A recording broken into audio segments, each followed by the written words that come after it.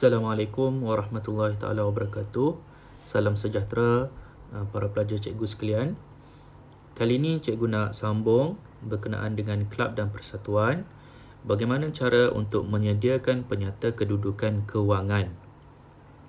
Okey, yang pertama kita kena tahu dalam penyata kedudukan kewangan kelab dan persatuan kita tak menggunakan istilah equity pemilik, tetapi kita menggunakan istilah dana terkumpul. Penyata kedudukan kewangan menunjukkan aset yang dimiliki, liability yang ditanggung dan dana terkumpul kelab dan persatuan pada akhir tempoh perakaunan. Okey, apa maksud sebenar dana terkumpul? Ia merupakan jumlah dana yang dimiliki oleh sebuah kelab dan persatuan. Sesebuah kelab dan persatuan tidak mempunyai pemilik. Oleh itu, istilah dana terkumpul digunakan untuk menggantikan istilah equity pemilik. Okey, sebagaimana yang kamu pernah buat dalam milikan tunggal, PKK untuk milikan tunggal di bahagian equity pemilik tersebut, kita gunakan istilah equity disebabkan perniagaan ini dimiliki oleh pemilik. Ya, sama ada milikan tunggal dimiliki oleh seorang pemilik atau perkongsian dimiliki oleh para perkongsi. Kalau syarikat dimiliki oleh pemegang-pemegang saham, ya. Merupakan lebihan aset yang dimiliki daripada liability yang ditanggung. Okey, rumus dana terkumpul adalah seperti yang berikut.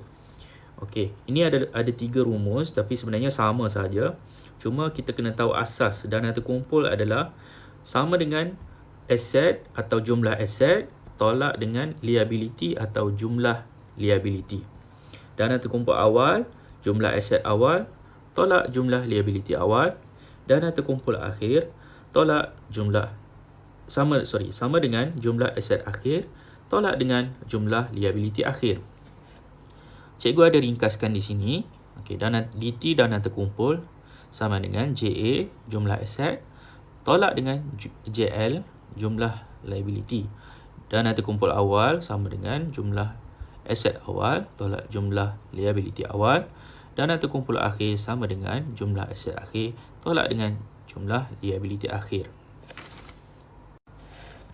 Okey, sekarang ni kita tengok pula macam mana kita nak mengira dana terkumpul melalui penyediaan penyata mengira dana terkumpul.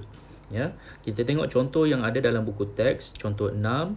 Pada 1 Januari 2017, Kelab Rekreasi Sungai Rambai mempunyai aset dan liability seperti berikut. Dia bagi senarai aset dan liability. Kemudian, dia suruh kamu sediakan penyata mengira dana terkumpul pada 1 Januari 2017. Di sini, soalan ini mengarahkan kamu untuk menyediakan dana terkumpul awal. Ya, jadi kamu kena buat dalam bentuk penyata. Ya, kita tengok nota yang diberi. Bagi tujuan menghitung dana terkumpul, setiap butiran yang diberi hendaklah diklasifikasikan kepada aset dan liability terdahulu. Okey, petua yang cikgu bagi pada kamu ini, cikgu harap kamu gunakan. Sebelum kamu membuat penyata mengira dana terkumpul, kita identify dahulu setiap item yang ada dalam ini, dalam soalan ini sama ada dia aset atau liability. Okey, bangunan kelab, aset. Alatan sukan, aset. Akaun belum bayar restoran, liability. Akaun belum terima restoran, aset. Inventory restoran, aset. Yuran belum terima, aset. Yuran belum terperoleh, liability. Tunai di bank, aset. Surat khabar belum bayar, liability. Insurans prabayar, aset. Okey, selepas kita dah identify dan klasifikasikan sama ada setiap butiran ini adalah aset atau liability, kemudian kita akan buat penyata mengira dana terkumpul. Untuk membuat penyata mengira dana terkumpul awal atau pada 1 Januari 2017, kita akan gunakan 3 kolom untuk format penyata mengira dana terkumpul. Kolom yang pertama adalah butiran, ya, sebagaimana kamu tengok dekat skrin ni. Kolom yang kedua adalah nilai. Kolom yang ketiga pun nilai. Okey, jadi kita akan masukkan senarai aset-aset untuk yang pertama, ya, kita akan tulis aset dahulu sebagai tajuk butiran. Senarai aset kamu kena masukkan yang telah kita identify tadi di dalam soalan dan kamu masukkan nilainya di dalam kolom kedua dan jumlahkan. Kemudian kita akan tolak dengan liability sebagai tajuk kepada liability ni, ya. Kemudian kita akan senaraikan liability yang ada di dalam soalan. Kita masukkan nilainya di dalam kolom pertama dan jumlahkan dia di dalam kolom yang kedua. Jumlah aset kita akan tolak dengan jumlah liability untuk kita dapatkan dana terkumpul pada 1 Januari 2017 sebanyak 83,370. Untuk slide seterusnya, kita akan tengok pula format penyata kedudukan kewangan. Dia ada dua format, iaitu dalam bentuk T dan juga bentuk penyata. Ya, sebagaimana kita buat akaun perdagangan pun sama, kita boleh buat dalam bentuk T dan juga bentuk penyata. Okay, kita tengok dahulu bentuk T. Penyata kedudukan kewangan, kita akan masukkan nama, kelab dan persatuan. Kemudian kita masukkan penyata kedudukan kewangan pada mengikut soalan berapa. Dan di sebelah debit kita akan masukkan senarai aset. Aset bukan semasa dahulu, kemudian aset semasa. Dan kita akan dapatkan jumlah daripada bawah ni, ya, imbangan ni. Di sebelah kredit pula, kita akan letak dulu dana terkumpul. Bermula dengan dana terkumpul awal, tambah dengan lebihan, jumlahkan dahulu, tambah dengan derma khas, yang kita kata derma projek, ya, ataupun contohlah derma untuk membaiki gelanggang, ya. Kita kena masuk dalam PKK, ya, bukannya masuk dalam penyata pendapatan ataupun akaun pendapatan dan perbelanjaan, ya. Kalau derma biasa, yes, kita kena masuk dekat situ. Tapi kalau derma khas, kena masuk dekat dana terkumpul.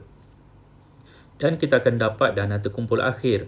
Kemudian, liability bukan semasa, seperti pinjaman, ya, atau gadai janji. Kemudian, liability semasa, akaun belum bayar, yuran belum terperoleh. Dan kita akan jumlahkan untuk dapatkan imbangan kedua. Okey, manakala format penyata, kita akan mula dengan aset bukan semasa. Cuma sekarang ni, kita ada 3 kolom, ya, kita kena buat. Jadi dalam bentuk format penyata, kita ada 4 kolom untuk 1 kolom untuk butiran, 3 kolom yang lain yang di tepi ni adalah untuk nilai, ya.